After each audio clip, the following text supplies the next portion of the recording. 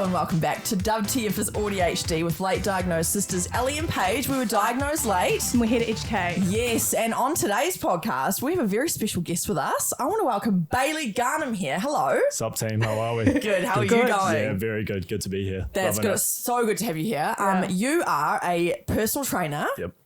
But you're also dyspraxic. And we're going to chat to you today because we want to talk about dyspraxia because it's something on the podcast we haven't actually talked about before, Cool. which is like another form of neurodivergence, isn't it? Yep. And then we also want to talk about your experience being a personal trainer because on face value, that seems contradictory in a way, being dyspraxic and being a personal trainer. So I love that you've gone against what people might assume and you've obviously figured out that it actually possibly helps your dyspraxia. I don't know. We'll get to that soon. I'm not sure. But we want to chat about that. And we also think that you're probably going to be able to give us some advice because everyone always says you need to do exercise, you need to move. And That's we're all good. like, That's good. yeah. Yeah. Do we? But Yes. you're living proof that it's probably the best thing to do. I think we know that we need to, but it's really hard. So we can learn from you accommodations and ways that we can make it easier, hopefully. And I especially think, like, going on that with social media, we see things and we're like, oh, we've got to do, like, you'll have people go, this is the best exercise for this and this and this. And it's like, well, actually, it's whatever you want to do, right? Like, if you want to, like, I can say, okay, resistance training with weights is the best thing. That's what I think. But if you want to do 30 minutes cardio before weights, now ideally that's probably, in my head as a professional, not the best, but it's what you want to do. Nice. So you just do it. You know, Yes. you just got to do the exercise type that is right for you. But also just, you know, a PT or someone in my position will look at it from a knowledge point of view and go, here's what we think is the best. But you also then need to be able to be flexible Yes. and work with it, you know? And actually implement something that will work for that person. Because I think Yeah. like we then, because we're quite analytical, I'll speak for myself, I'm quite analytical or like quite detail oriented. So if something doesn't feel quite right, then I just won't do it at all. So like any exercise is better than none, kind of. Yeah. Exactly. And you're a very neuro-affirming personal trainer. You have a lot of people who are neurodivergent, right? Yeah. Is that what you'd say you are? Yeah, I've never heard that word until like I've started just kind of going down this and posting, and people going neuro-affirming. I'm like, what? What is this? Okay, sweet. I'm just chilling. I'm just doing me. You know what I mean? Like, You're just doing what you think's normal. Yeah. Yeah. Oh, yeah. But there's probably not many people like you who are neuro-affirming and actually take into consideration what limitations an autistic person might have or an ADHD person might have in the gym. So it's really interesting. I guess we should get to know you a little bit. How long have you been a PT for? So I started PT in October 2020. So it's coming up just over 5 years. So I PT at 18 Millennium, which is just in Constellation. And my final year of placement at university, I worked under a PT who's there. Nice. And I was just there for the whole year. And it's funny, when I used to compete in Olympic weightlifting, like we talked about before, I used to train downstairs and I'd always look at the gym and walk past and I'd go, oh, that'd be so cool to PT there one day. And then I got in and the year went by of my placement and our old gym manager at the time was like, this is my last day of placement.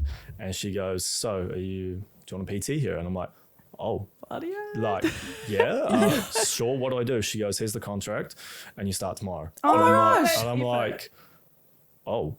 Okay. And then I was like, so what do I do? And she goes, well, you're self-employed, so you need this, this, and that. And I was like, oh.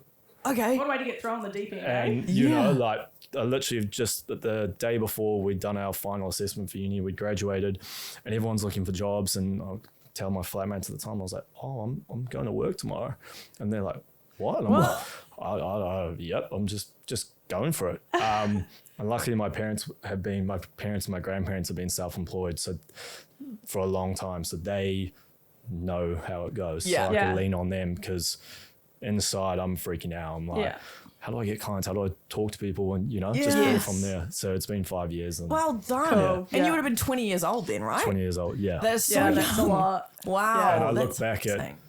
like myself, think about myself now 5 years ago, and I'm like, who the hell would want to train with me? And I'm like, I've got people who train with me now, and they've been like my first, second, third, fourth client, and I'm like, well, you guys have been through the ringer, right? Like, you guys have stuck it out with me. Thanks.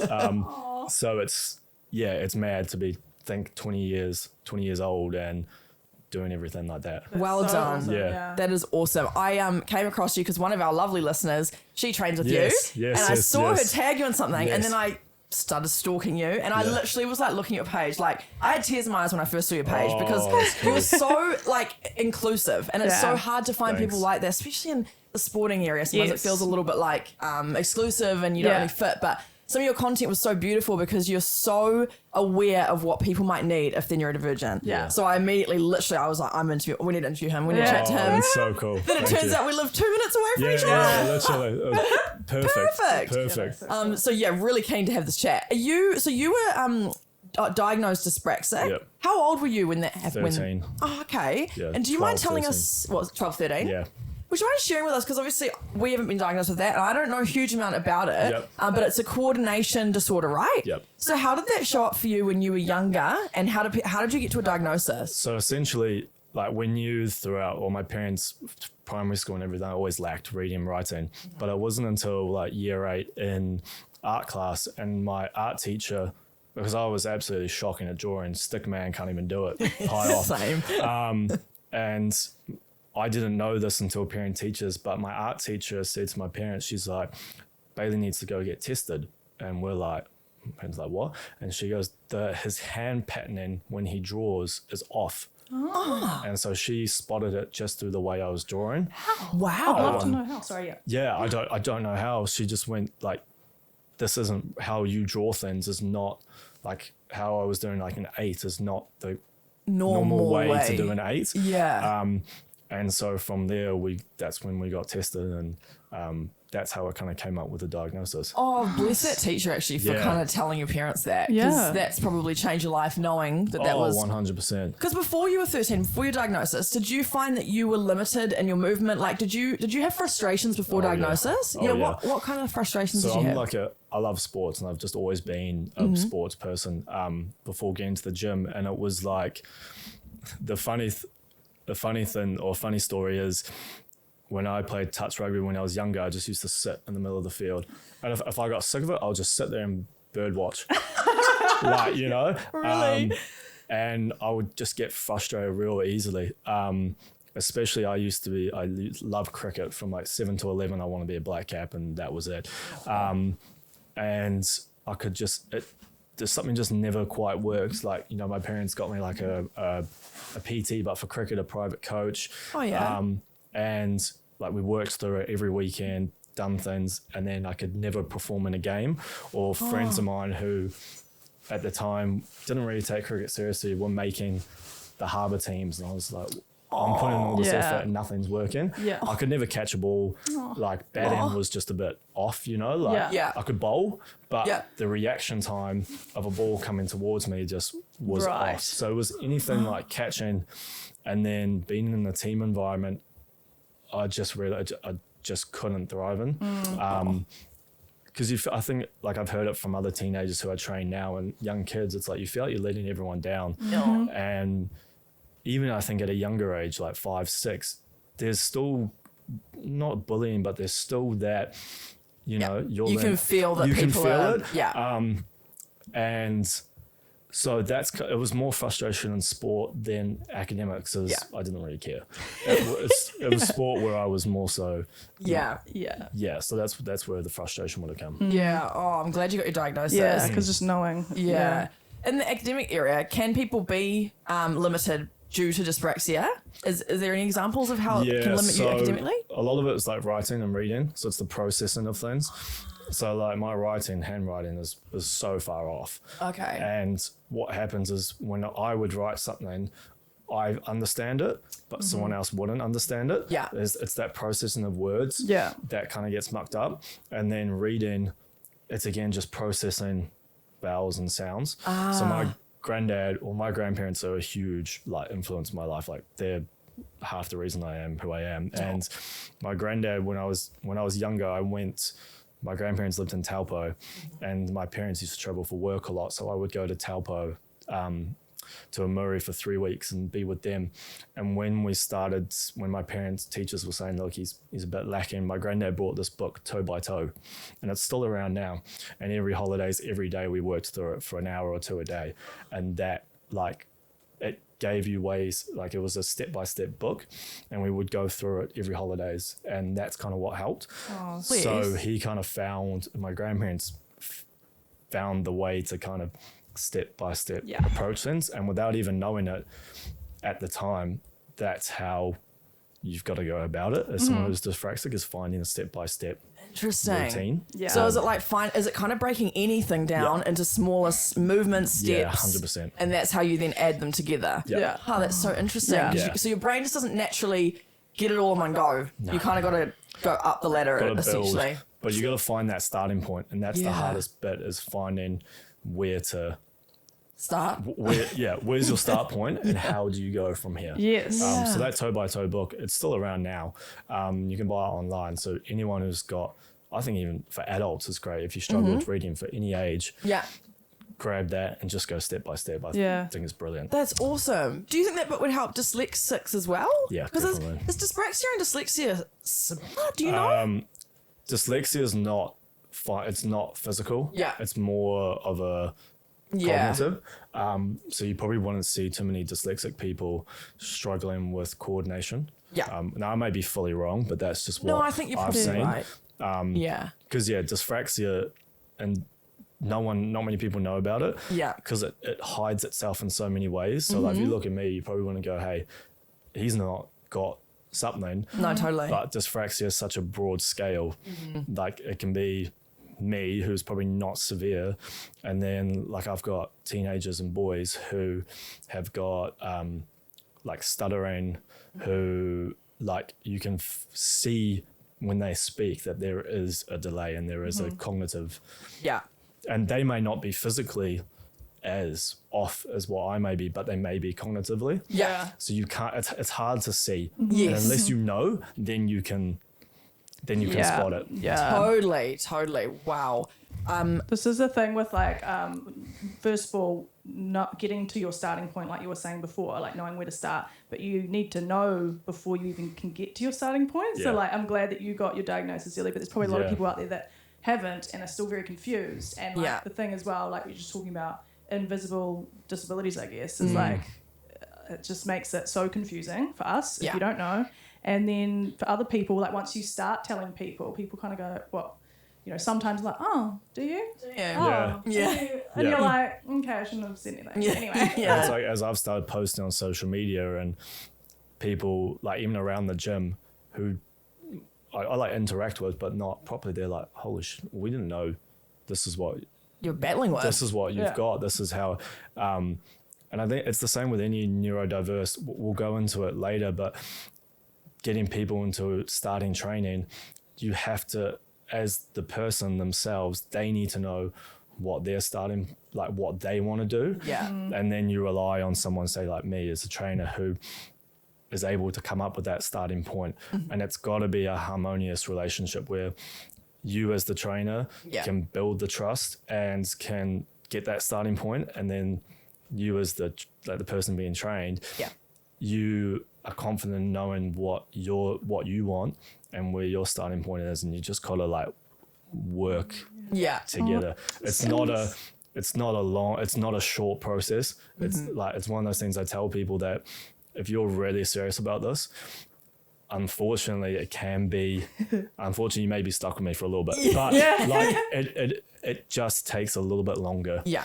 And it's harder, especially for people with ADHD. Yeah. It is going to be hard to get into a routine and pattern, but you've really got to Oh no. fight it. Yes. And you've really got to, there's got to be that trust. Yes. Totally. Well, can get into it later, but that was the thing I wanted to ask you about Yes. is consistency and routines, which Yeah. I Yeah. struggled with a lot, but anyway. Yeah. Me too. Yeah, we'll get to that at the end. Are there any other things in everyday life that a dyspraxic person? I know you've said it's different for everyone, Yeah. but like other things that people might battle with, say like driving a car, pouring a coffee. I don't know. Are there any examples of everyday dyspraxic struggles that people may have? Look, I think I know for me as an adult now, and like I've moved out of home for 4 months, I'm living with my partner, and like I think Amy, my partner, like, we work long hours and stuff, but Yeah. having a routine, like I get a little bit stressed out and a little bit on edge if things aren't done in the way that I see it being done. Yeah. You know, which is, sorry to my partner, but you know, it's unfortunately how I am a little bit. Yeah. But it's putting the steps, putting the process in place. Yeah. I think that can be a struggle. Yeah. Like on a Friday night, my routine is order food, click and collect.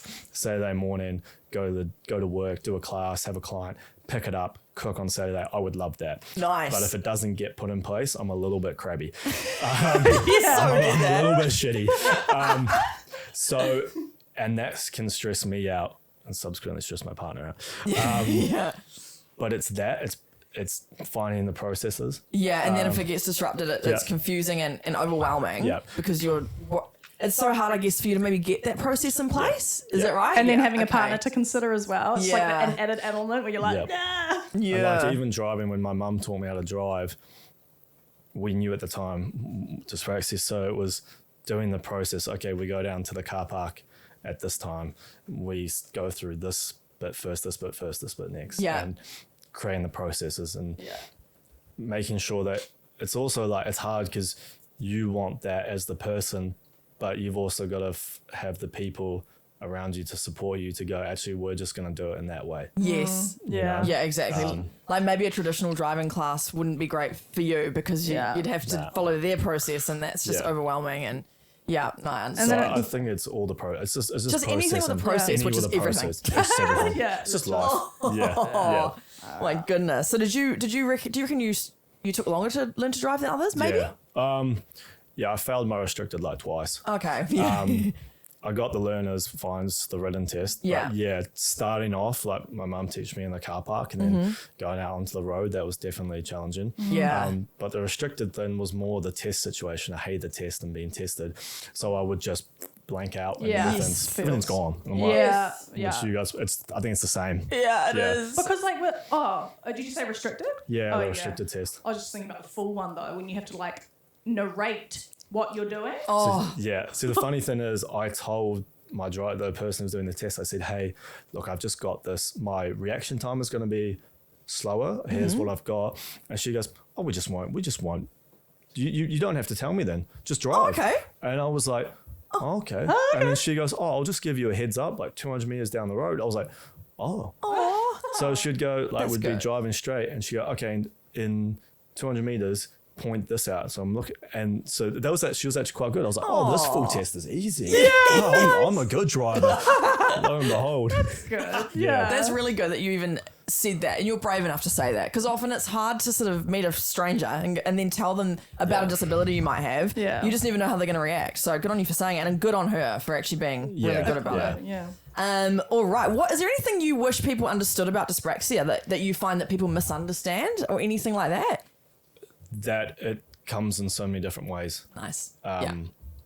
It's not a dyslexia. It's not an ADHD. It's not an autism. It's a very invisible condition that can be looked at. Can be, again, like we said earlier, it's just different for everyone. Nice. No, I love that. And I think that's just, it's a great lesson for kind of, I guess, any disability, isn't it? Yeah. It's just they all look different in different people. We've kind of actually gone through this. Do you have any issues with like balance or sensory stuff during exercise because of dyspraxia, or is it not so much that?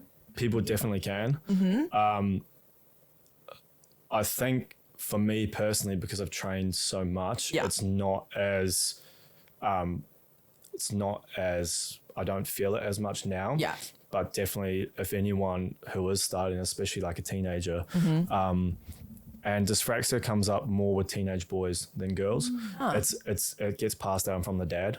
So if a male is bound to have it, so my kids are buggered. Whenever I have kids, they're screwed, most likely. But especially, with teenagers that I train, the first month, 2 months, 3 months is literally like, it's just all over the shop. We're doing a dumbbell chest press and they're like flopping all over the place. But do you see like obviously the first day that they start, and then like 3 months later you can visually. Oh yeah. Do you take like videos for befores and afters? Like, are you allowed, or is that not really like a sensitive?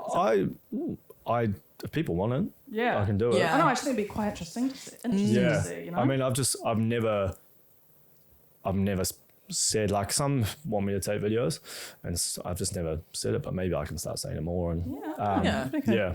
Who knows? Yeah, I don't know. I just find that interesting, but that's great. Yeah, that's such a visible difference. Yeah. Yeah, that's awesome that you're helping people that aren't usually that great, or it doesn't come naturally to them to do stuff like that. I love that you've taken this kind of path and niche to help other people like you, I guess, to become more fit and coordinated and stuff. So with that all being said, and the fact that you have struggled with coordination and movement in your life, but you've always loved sport, what made you get into PTing? Like, was it to do with your dyspraxia that you wanted to try and help others, or what made you get into it? It was really so when I competed in Olympic weightlifting, I was 13, and I started at 13 and and I did it till I was 20 years old. There's a bit of a backstory. So my coach throughout that time, his name's Mike Schofield. He now works at High Performance Sport and is out of Auckland, but I used to play golf a little, like, as a younger kid. And I was about 11 when we were going to play a tournament, and the club that we were playing at said, right, we've like, if any boys want to do this like 8-week gym course, here's this coach, here's this trainer. And so my parents signed me up for it, and I was weak as piss. I'm like this little scrawny glasses 11-year-old boy, not done anything, can't do a bloody push-up. And anyway, so we got into the gym with Mike at the time where he was working, and after that we said, I got really into it. My parents were like, can you train him twice a week? So from 11 to 13, we'd train twice a week. And then he was an Olympic weightlifter himself at the time. And he said, hey, to me, he's like, you know, you're semi-decently strong. Do you want to come try Olympic weightlifting? And I was like, well, Mike's telling me to do it, so I'm going to do it. And my parents are like, what the hell? They're like, we're dropping you off. And literally we're in AT Millennium downstairs. I mean, Paige, you'll know. And the what now is the High Performance Gym used to be the Power Zone, was this dungy old place and no windows. And so we're walking in, and the gym at the time was full of like Olympic level athletes, Commonwealth level athletes, and we would have international athletes come at the time. So here's me, like, yeah, I'm the shit. I'm mean. But so he got me into it, and then I just kind of fell in love with it. And so he worked with me, but it's because of him that I wanted to start PTing, because he did so much for me, and was really the first person, I always say, he's the first person outside of my family and friends to really give a shit. And believe in you. And to believe in me. And like, when I got the diagnosis, we said to him, hey, here's what this is. And he went away and researched it. Oh, bless the F up. The next session I come into the gym, he's like, right, we're switching it up. This, and this. We're just going to muck around and find out. Oh. So it's because of him and how he trained you, how he trained me, that I loved being in the gym and loved lifting. And then I was like, oh, well, why don't I just PT? And so I think ever since I've started, there's always been that thought of, oh, I want to do what Mike did for me, if I can replicate it on somewhat of a level. But I never actively searched it at the start, and then it just kind of all snowballed. And, you know, hopefully I've kind of done that, done some of that with people who I have, you know. You definitely it's so have. amazing, like the ripple effect, the butterfly effect. I don't know what word it is, of like what Mike Schofield, that was his name. What he did for you, and then you've gone and done what you've done and helped all these people, and then they will go on to know more and help other people. Like, it's crazy. It's really inspiring. That's awesome. That's awesome. Now, what are some common barriers neurodivergent people might have at a gym, for example, that might stop them from coming in the first place? And like, are there things you do to try and accommodate things like that? What are the things, first of all? I mean, it depends on the condition, right? But I think if we talk about ADHD, like the time in the gym can be, if it's loud and if it's noisy and there's just people everywhere, like I don't have that problem, but I think it's because I've been in the gym environment. But like that can just be, and you just freeze, right?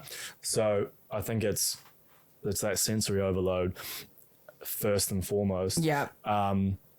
Second, it is look, again, I don't know about this myself, but there could be the possibility of, walking in and going, am I going to look like a dick? I don't know. Overthinking. Because there's so Definitely. much stuff in a gym, right? Yes. Like we have so many machines, so Yeah. many different pieces of equipment, Yeah. medicine balls, kettlebells, dumbbells, right? And you're like, what do I use?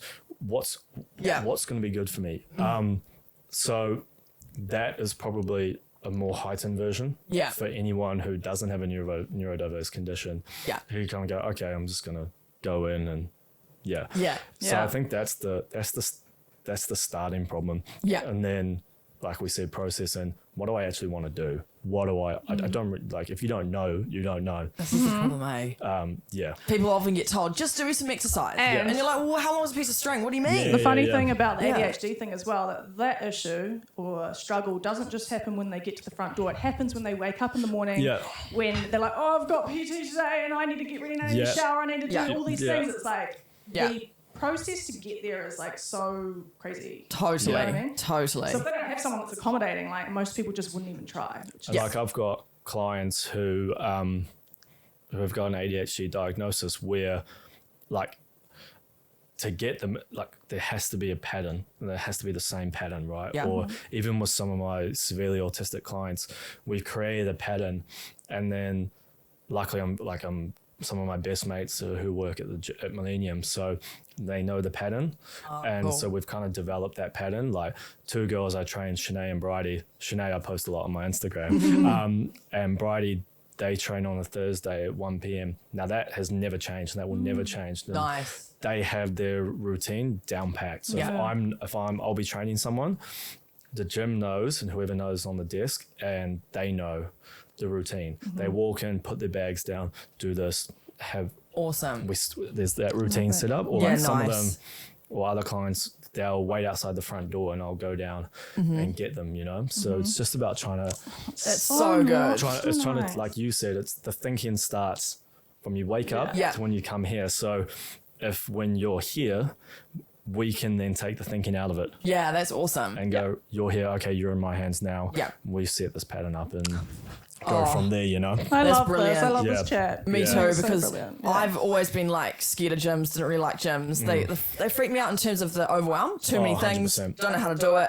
Also, like, I think it's more Germs just- have freaked you out. Eh? yeah, also just even like people using other the stuff I after love me it. and before me. Give me a sweaty. If I take group classes, I'm like maximum sweat. Get it on the floor. Let's go for it. But yeah, then I'm thinking like, oh, who's been here last? Exactly. And also, like, I think an autistic thing in particular is just the fear of being perceived. Yep. Like, Yes, I I have hate that, yeah. being, even though no one's looking at me, no one gives an actual No F one about gives a what I'm rat's doing. tail what you're doing. Yeah. But in my head, I'm going, oh my gosh, everyone must be looking at me. That was another thing that I really struggled with. But now I've slowly, the only reason I went to the gym is because I went with Paige. If I didn't have a Cool. buddy, I would Yeah. not have gone. Paige is really good at sports and gym, so she was able to give me some exercises. And then now I pretty much just go to the gym and I just do like the same thing all the time, which is possibly not great because I'm probably only working the same muscles every But like every Bailey day. said, you choose what works for you. That's the thing. I just feel like it's better for me that I'm at least moving Yeah. than not moving. Because before that, I Yeah. didn't bloody exercise Wouldn't for like move. 10 years. It was so Yeah. bad. And now, what do you know? I feel so much better for it. And she, like, I went away for 6 weeks and she was still going. I was so happy that you were. I was quite proud of myself, actually. Yeah, you went to Europe. Eh? I did. Yeah. Yeah, I went to Europe over Europe summer. Oh, did you? yeah. I wonder if we Nice. crossed over a little bit. Might have, yeah. Where did you go in Europe?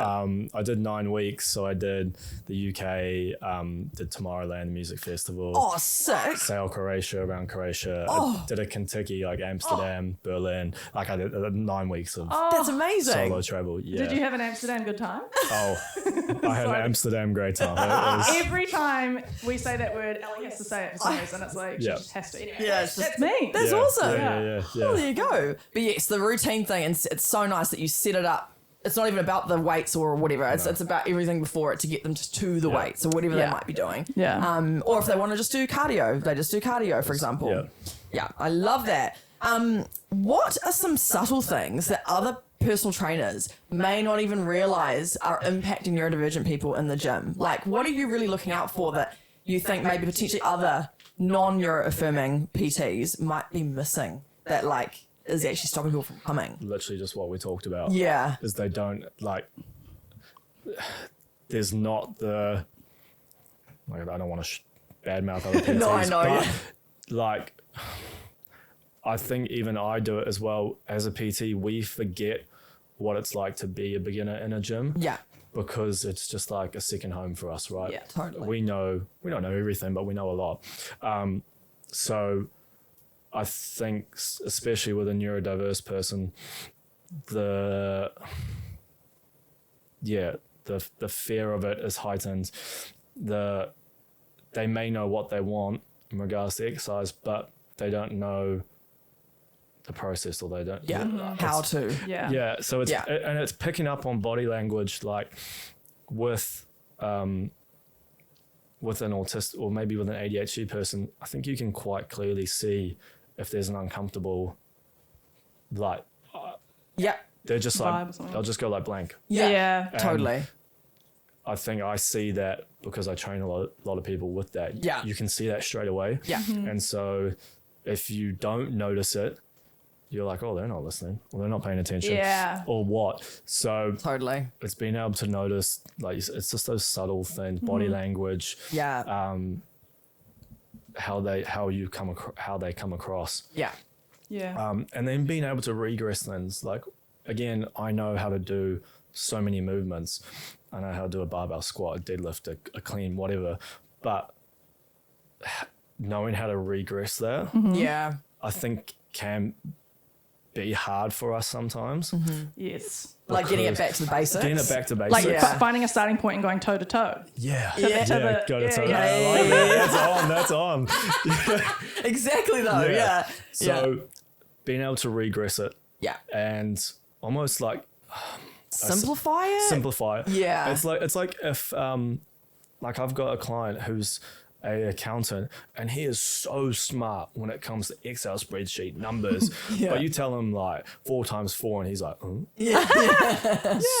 so simplifying things I think can be hard. That's it is. It is when you're an expert in something, you forget what it's like to just even throw a ball. Like what are the basics of just throwing a ball? I think like maybe I'm just assuming here, but it's kind of like what you're saying. Maybe like someone that's not neuro-affirming, like would probably just go in with the same approach with everyone kind of, and then like, you know, if you're not up by this time doing this and doing then you're failing. You know, that sort of shit. I hate that stuff online that you see all the time. It's not good for us. But whereas you're more like holistic though. It like more flexible. Yeah. And I think like as a trainer and as a coach, there is an element, like, I think we have an ego, right? Like, because I think it comes from a good place as well, is we want people to do their best. Yeah. And so we will look for maximal result. And it's sometimes I feel like it's about, okay, we need to check our ego at the door and go, okay, it's not about, like we may be doing deadlifts, right? And I want to see your starting point 60, and I say in 8 weeks I want you to be at 100. That's your idea. That's my idea, and I feel like you could do it. But you may go, actually, I just want to do 80. And I feel like, and I may be fully wrong, but we want results. Right? Totally. And we can get caught up in the big result and forget the little results sometimes. You know? Yeah. Oh, very intelligent. You're very, very intelligent. I love everything you've thought about. How can someone, like if there is a neurodivergent person who's listening to this and they want to go to the gym, or they're going to the gym, they've got a personal trainer or whatever, do you have any advice, really simple advice, on how they can try and accommodate themselves or tell their PT about maybe their neurodivergence or whatever? Is there certain ways or easy ways people can accommodate themselves at the gym? I think you've got to, first of all, know in yourself what you want. Right. And you got to know how you work. And you got to know how you do things and how you process things and how you learn. So before doing it, there's got to be, I think, a bit of self-ownership. First and foremost. But if you're, say, starting with a PT, you've got to be like, hey, here's what I want. Here's how I learn. Maybe visual, maybe audio, maybe not say anything and just show the movements.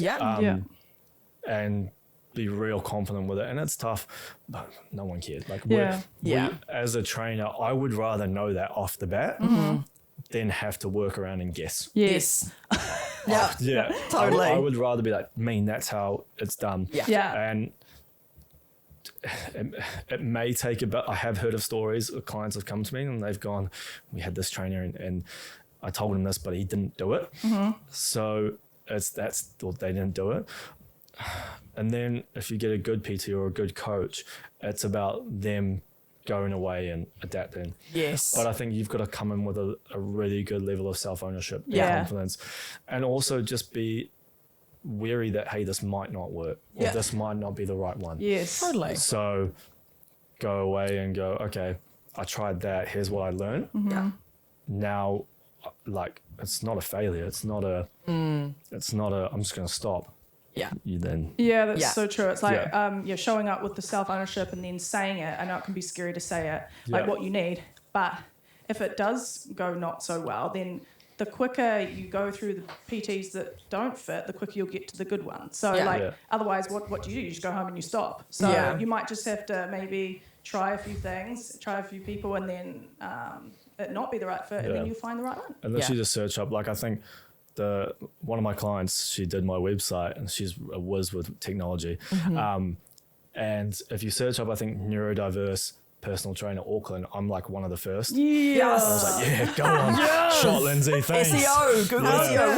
Woo! Yeah. I know bug all about that. But like, even just simply search up neurodiverse trainer. Yeah. See what it comes up with. Yeah. Do a bit of pre-research, do a bit Yeah. of pre-reading, and not just solely rely on someone else. Yeah, You totally. gotta have that self-ownership. Yeah, nice. Couldn't agree more. I think one of the biggest struggles I had, or the biggest things that was stopping me from kind of doing regular exercise, was I didn't have the why. Like, I was being told, you should just do exercise, you should just do movement. And I'm like, why? Like, why do I need to do that? So, for people who are neurodivergent, let's say ADHD, autistic, dyspraxic, any really, what specifically is good about movement for neurodivergent people?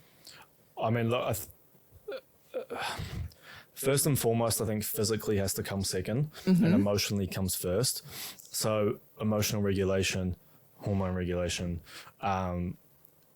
that's the first thing That movement helps with. that movement helps with, is that sensory.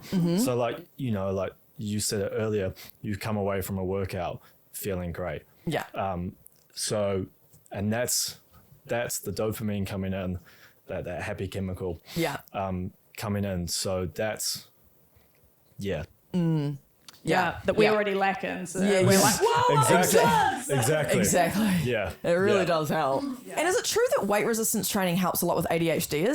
I've heard that somewhere. Is that right? Yeah, yeah, that's what we're saying. Yeah, right. 100%. Yeah. Yep. Is there any other scientific stuff you've learned about why like muscle density helps with ADHD, ADHD, Oh, autism? look, I think it's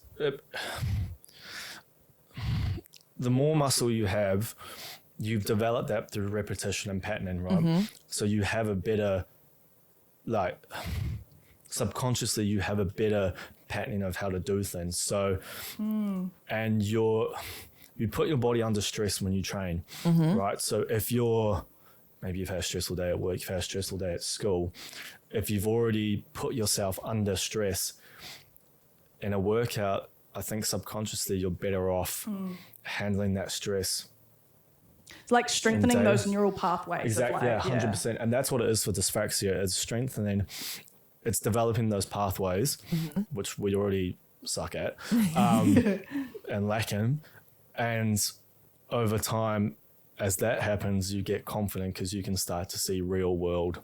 Yes. Like, it could be as easy as like, we got a lot of equipment in here, right? But Yeah. you may need to move that big monitor. Yeah.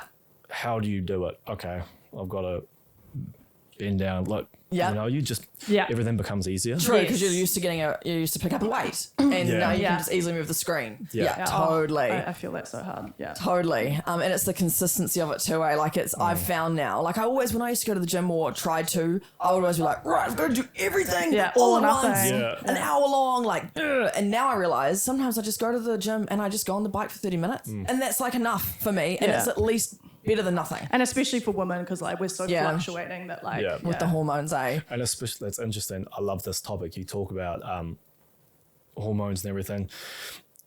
For any female, it's harder than a male for training, right? Males are very linear. We're very linear. We'll hit a point and we go, okay, we're fatigued. We need to drop our load a little bit, and then we go up. For a female, depending on your menstrual cycle has a massive effect. I was at uni in second year, and I remember a lecturer talking about it. I was like, teenage boy, 19-year-old boy, menstrual cycle, they just bleed and get cranky. Whatever. You know what I mean? Yeah, totally. But when I started training females, it was like, holy, like, so did you guys know about it? Not like, please tell us more about the, So you've got your first 2 weeks, right? So your first week, you're bleeding, whatever. And then actually that is a point where you're coming into your strongest time, right? Yeah. So the first week you got that bleeding. The second week, and when you hit ovulation, you are at your strongest in that week. And then what will happen is coming into your last 2 weeks, your metabolic rate is a lot faster. So cravings. Give me a bag of chips. Give me some It's not my chocolate. fault. But your metabolic rate is faster. Estrogen's increasing. Your bone density, your tendons, your joints, and everything is a lot weaker. Naturally. So your training load in the first 2 weeks can be high and heavy. However, right? And then the last 2 weeks, there needs to be a period of deload because your body can't handle and is not physically in the position to handle it. That's the one thing I remembered at uni about it was the metabolic rate roughly is like, say, 300 to 700 calories faster.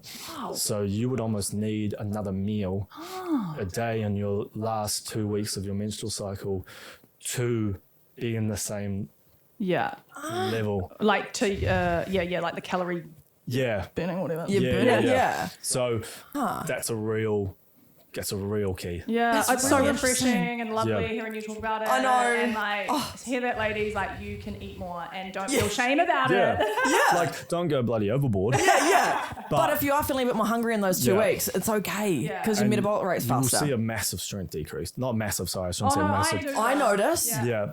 And even aerobically, you will see things decrease. So if Yeah, same. My cycling, when I'm on my bed bit, I'm like, I can't breathe as well. So that's how you've got to track. With males, we can track progress week by week, month by month. With females, how we need to look at them, or how I look at improvement, how I think any good trainer will, was weeks, say we're in February to June. Yeah, so we need longer. We need longer, but week 1 of your menstrual cycle in February versus week 1 of your menstrual cycle in April, what do the numbers look like? Week 2, week 3, week 3, week 4, week 4. So you can't compare week 1 with week 4 because that's just not going to. It's just so different. Oh, you're brilliant. Yeah, I love this chat. Yeah. Thank you for bringing this up. This is such a good chat. So it is just so different. And then I don't know it fully, but I think with neurodiversity with women, that menstrual cycle can be mucked up a little bit. PMDD. Especially with AuDHD. So there is that where the menstrual cycle can get mucked up. So then you've kind of got to go through and figure out, right, where am I? What is this? What time am I in? Or It's a lot. And that's where you consult maybe with a doctor or a professional in that area, and then say to someone like me as a PT, okay, here's what they say. And I may not have I don't have an in-depth knowledge of it. But I can take what they have. And totally. You listen and you acknowledge, and I love how you acknowledged before how at uni, whatever, and then now you're like, shit, that does make an impact. I like. I should have known it. No, it's okay. You were 19. Like, we all learn. And you thank you for the acknowledgement there. Yeah, that's really, really interesting. Are there any, like, for example, let's take the 4-week cycle. In the first 2 weeks, is that your best time for weight and strength and kind of thing? Is that kind of the best time? It's the week best 2? time to go hard in everything. In everything, okay. But you may come in, everyone's different, right? But you may come into week 3 and 4 and go, okay, I need to drop my weights training from 3 sessions to 2 sessions that week. It can be so different. So I don't think there's one particular, I don't think you look at it and go, I'm going to do most of my weights in that time and then drop it dropped the amount of sessions in the last 2 Yeah. weeks. But yeah, Yeah. I guess it's different for everyone again, Different isn't it? for everyone. Yeah. I just had a question that pops to mind because I've started supplementing with creatine every day. love it. You love it? Love I it. love it too. Love it. I have noticed a huge, honestly, a huge impact on my menstrual cycle with my mood, my focus, and everything since taking that. Which there's more research coming out about it and helping with neurodivergence and also the menstrual cycle. Anything else you want to add? Yeah, do you know anything about, like, So what do you know about that? creatine, essentially what it does is it will hold water and hold more. So it'll hold more water in the muscles, which subsequently will hold more glycogen. So you're fueling those glycogen stores. Now, so we have creatine in lots of foods, meats, whatever, right? Yeah. So it's a natural chemical we have in our body, but you supplement it and it's going to, again, hold more fluid, hold more glycogen in your muscles. So you may even notice if you, like when you take creatine on the back, and what most dieters and stuff will say was you overload the creatine. So you have so each scoop in the creatine tub is 5 grams. So when I was weightlifting, I remember the nutritionist I work with said, right, for the first week, do 10 grams a day and you saturate the stores, the creatine stores, and then that pretty much gives you the same results as if you had 1 scoop of creatine for a month, like a day for a month, right? So you can either like overload it at the start, or you can just go through and have your 1 scoop. Nice. And you will like 100%, you probably felt it. You'll go from say doing 8 reps of an exercise at the same weight to without even having improvements. Going to 10, and you're like, whoa. I just have more energy, and you know how you said your muscles hold those glycogen stores. Obviously, our brains aren't a muscle, but do you think that the same applies to the brain, like in the sense that like maybe that means you've got more glycogen being fed to the brain? Maybe that's why. I wouldn't have a clue. Yeah, I wouldn't have a clue either. stuff. But I'm just I like wouldn't- hypothesizing, I guess. Like maybe it gives your brain more energy somehow. Because I do notice like my brain fog's better and like I can focus anyway. Maybe the pathways have just got more directional energy. I don't Anyway, know. I'm not a doctor. Neither. We're not doctors. It works. Let's just run it. We'll just go with that. Let's leave it there. This is purely practical experience. Are there any things, like, if people are listening and they just don't like exercise, they can't get into exercise, they've tried, are there any things they can do at home that count a little bit as movement that are just better than nothing? Is there any advice you give people that really just struggle with the coordination? Is even just dancing in front of the TV for 10 minutes good? Like, what are It some depends other on the things? level of someone, right? So let's just say we'll hypothesize this and go, okay, we've got a 40-year-old male who is sedentary, meaning he sits down, his job is very sedentary, doesn't do any movement outside of walking to and from places, right? Say he does 4,000 steps a day. You could go to that person, right, you need to double your step count. So how do you do that? Okay, instead of eating lunch sitting down, go for a walk. You know, stuff like that. Steps is the easiest way if you've got someone who's sedentary to get more movement, right? Because we already do it naturally, so just try to go out and walk more. It's tough because I would want to know who the person is and what their movement experience is. I love that. Off the dome, it's increase your steps. Step count. Increase the step count. Yeah, nice. Totally. So I guess if you're in Auckland, hit up Bayley for sessions. Yeah, at millennium. definitely. Keen as. Definitely. Get We'll amongst put your it. Insta and stuff in the bio so people can get in contact with you, because you're amazing, and Everyone everything. can push Ali and Paige to come in. Yeah, we'll do like a group session. No, I think it might be my worst nightmare. No. Oh yeah. Oh my gosh, we do a class with like all of us. Like we do like we pay Come on Bayley in. group classes. Anyway, sorry. that could be fun. We're just brainstorming off the dome. Yeah. What are there specific exercises that help with like emotional regulation? For example, is that cardio, or is it like, are they kind of all just good for different reasons? And I think it's just all any exercise that you enjoy, just do it. Just and do you're gonna it. get that. Like I enjoy more, like naturally I enjoy more strength training, weight training, and lifting heavy. Right. But I've also got into running, and I'm training for High Rocks, which is coming up in Auckland in January. Nice. So like I'm really actually enjoying, I never used to, but now I'm running and doing a lot more probably like HIIT training, high intensity interval training, and I actually really enjoy that as well now. The Nice. endorphins are fucking good. Yeah, they're good. Yeah, Because I'm also cardio. like you, I'm like, no, power athlete, you know, weights, blah, blah, blah. And then Yeah. I did start running recently a little bit, and I had to stop again because I'm trying to high jump to be ballistic. But anyway, when I started doing it, I was like, oh, okay, I get it. Like after like even just like a 10-minute run, like not even anything, I'd feel so good for the rest of the day. Yeah, Like definitely. I ran a 10K PB yesterday, and I was like running, finishing off, and I was like, holy shit! I was like, yes, I know that. done it. And like, so yeah, that felt. Yeah. I never used to have that feeling Yeah. with the cardiovascular activity. I used to have that with a weights feeling, but so it just shows that it's any exercise that you enjoy and are into at that time. Yeah. If you Yeah. get the improvement and you see it, then there's Yeah. there's your Definitely. emotional I love regulation. that. Definitely. One thing I've struggled with is, keeping a routine with ups and downs, especially with the menstrual cycle and just ADHD and AuDHD.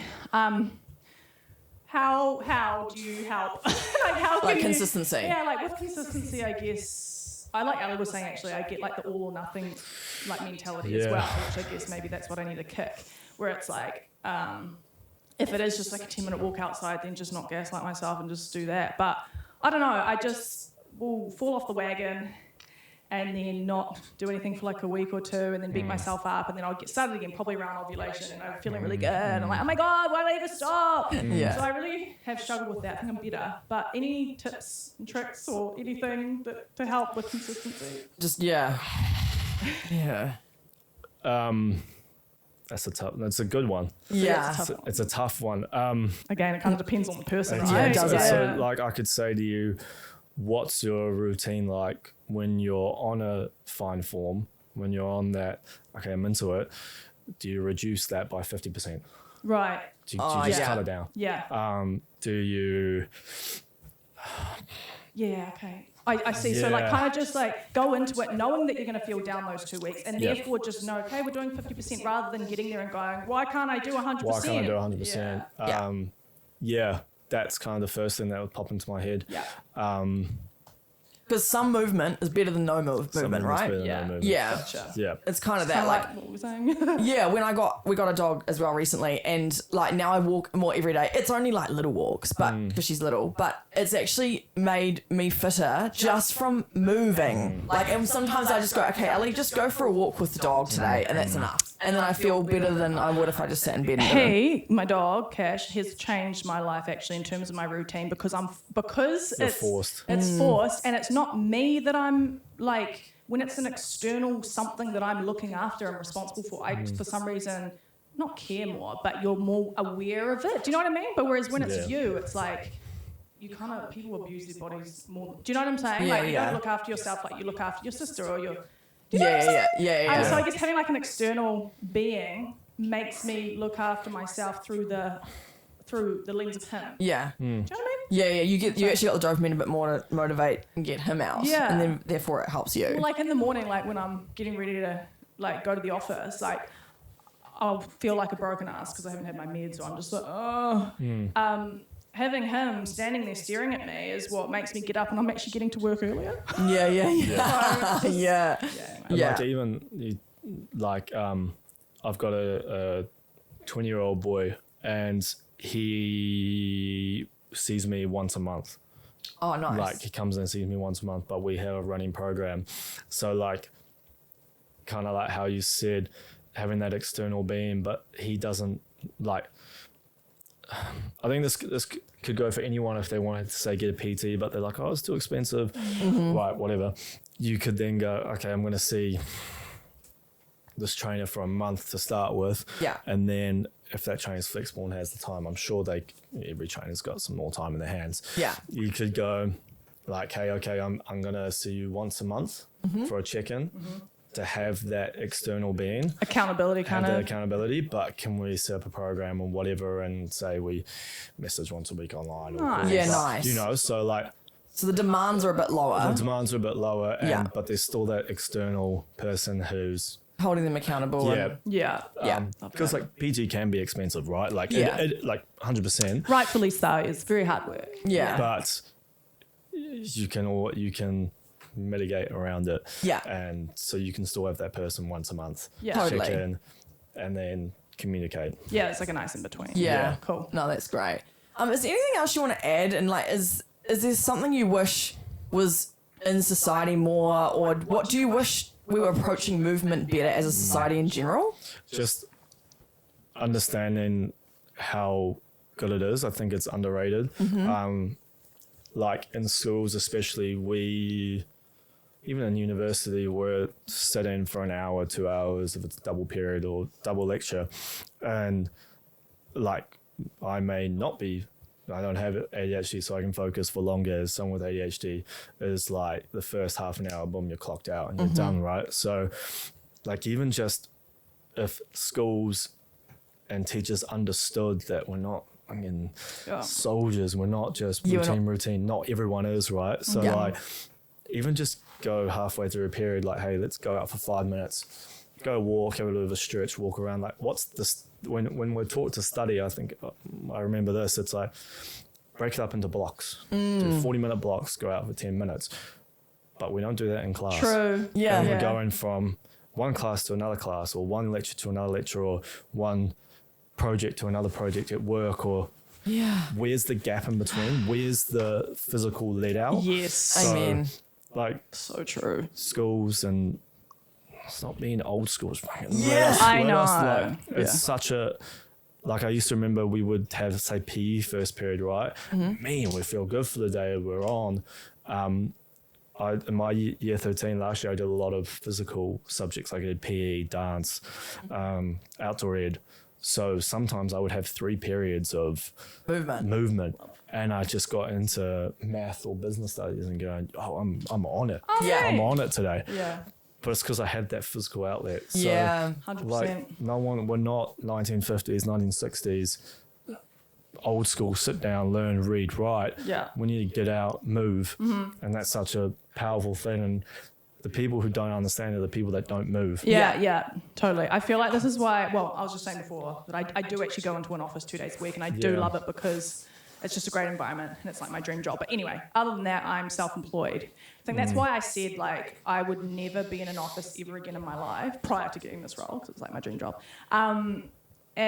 Because I think when I'm at home, it's not that I'm not productive, but I do like spurts, and then I'll like go do some washing, or I'll go take him for a walk, and I realise that you can't do that in an office. No. Like, I literally have to sit there for 8 hours apart from like my, lunch break. And it's unsustainable. yeah, and it's not great. It's not actually how I work best, whereas I just do like little pockets of work, sprints during the day from like 8 a.m. till like 8 p.m. This is the thing. But I know I get it, because it's hard to monitor, like in an office when you do have employees. Like, I do get it, but I think being more, I just wish we had more autonomy in an office where we're allowed to just not be questioned if we walk out every hour, to just have a little walk. And that's like, I think more, again, I've got a client who he's very successful in his business, and his employees have a lot of freedom in the day. He just goes, as long as you get the work done, I'm sweet. You could come in at 10 and leave at 4, but you may go home at 4 but work till 8. He's like, I don't care how it gets done, it just gets done. So not having a cookie cutter blank. Totally. This is how you work 8 hours, have an hour lunch break, you know? I think that's why I love, also for me, P team works, is I have, say, an hour with this person, I've got an hour with the next person. I move a lot. And actually, for me, it's the opposite. I actually sometimes go like, I'll get half an hour, sit down and do some laptop work. That's your break. That's my break. Or, so PT, love it. I think I'm very blessed in that way. I'm ever changing. So for me, it's quite, I can, a bit more variety, and always, moving and changing, Cash, hey. On your bed. Good boy. Well done. Love that. Now, one last question. If there's someone listening who is maybe not even neurodivergent, but neurodivergent, who struggles with movement, is there just one thing you'd say to them, one bit of advice parting advice that you'd say to someone who's struggling with moving their body? Hack it out. You've just got to go through the process. And start small, I guess. Start small, and you've got to understand that it's not going to be easy. But you've just got to do it. The payoff will be there. The payoff will be there, and create an environment and have someone as a support person. Again, it may be me or whatever, but have a network around you that's going to allow you to do that. And look, it may cost a little bit of money to start with. It may do this, but what doesn't cost? Well, it doesn't cost these days, right? And your body's important. And we only have one of them. Yeah, and exactly. It impacts so much of what we do. So just you got to be brutally honest with yourself and go, okay, like, is the point where I'm at now, do I want to be stuck at this point or do I actually want to progress? And until you really go, okay, I really want to progress and I don't want to feel like this anymore. There's only one way you can go, which is like forward. Totally. I also, like I said, didn't exercise for 10 years. Did heaps of sport at school and then went to uni and then just fell off the wagon. Classic. But getting back into it was tough and it was hard to get that consistency back. But I reckon within 12 weeks, I then had the dopamine from the results I was seeing. Do you know what I mean? Like when you're not exercising, you go, oh, what's the point? But now I have a run and I don't feel exhausted. I just feel like, oh, cool, I got some energy out. It's like exponential kind of eventually. The motivation is just there because you see the results. But when you're starting from nothing and you don't know what the results are going to even be, it is so hard to start. When you're starting from nothing, I think the first 2 weeks are the hardest. Like I think I noticed a benefit after 2 weeks where I'm like, oh, okay. So like really just have that 2 weeks, 3 weeks in mind. If you're starting out, start small and accommodate yourself and don't like put pressure on yourself as such. Like totally. Start like a 5-minute walk to, I don't know, somewhere, and then start with a little run. I don't know. And then I can promise you, I'm talking to the camera here right now, I'm eyeballing it. I can promise you'll feel great after 2 to 3 weeks, or you know, you'll push to want to do more. You know. Totally. Even the other day, I had a dentist appointment. Only like in the car, it would have taken me 5 minutes. And I was like, you know what? I'm gonna run. I'm just going to run there and back. And that was me stacking something I already had to do anyway. And get it done. And just got it done. And it was actually, I felt so good afterwards because I'd done 2 things by 9 a.m. and it was all done. So by the time you got there, you'd like the stinkiest breath. Yeah, bro. And I was in the chair. Dentist like, just while I got a mask on, this chick smells like I'm... And I didn't think about the fact that like it was cold outside, but then as soon as I walked into the hot office, I then just started sweating. And so I was lying on the chair going, oh my God, I can't see or smell my sweat. But hey, I still don't regret it because I got my run done. Just comes to me, I love a bit of sweat. Let's get it. Well, thank you, Bayley. You've been amazing. Thank you guys so much. This chat has been amazing and I'm inspired by it. Is there a way people can get in touch with you if they're in Auckland and they want to come and train with you? Yeah, so if shameless plug, trying to do a little bit more on Instagram and post, and I guess influencer, not want to be influencer, but you know. So if you want to follow me on Instagram, it's just at Bayley Garnham. We'll pop it in the description. Also my email, bayleygarnham@gmail.com, all one word, all lowercase. That's kind of the best ways to get in contact with me. Otherwise, I'm at AET Millennium Gym in Constellation, Rosedale.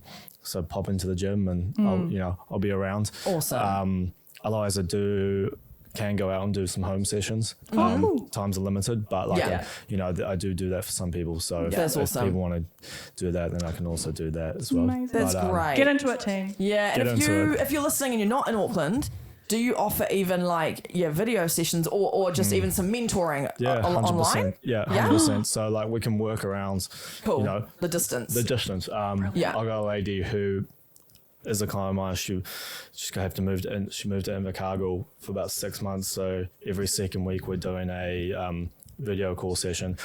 Bless her, she brings the phone into the gym and we're talking on the phone. So like, bless her, she's like, I would feel so weird doing it. Good on her. But like she does it, so we do that. So it's whatever works best for anyone. Do you also like, if someone came to you and they just wanted, I know it's probably priced higher, but do you do like a one-off program? If someone came to you and like they just wanted something they could take to the gym every week and do you do one-off things like that? Cool. So people could even have a consultation with you and you can just figure out with them verbally what their strengths might be and then write them a program like that. 100%. Cool. Okay, so anyone who's listening. Options. Anyone who's listening. Whatever works for anyone, we can work around. Yeah. Love it. Thank you, Bailey. This has been such a great chat. I really enjoyed it. It's been so cool. Thank you for coming over. That's awesome. Yay. All right, we'll chat to you next week. Chat to you next week. Bye. Later, team.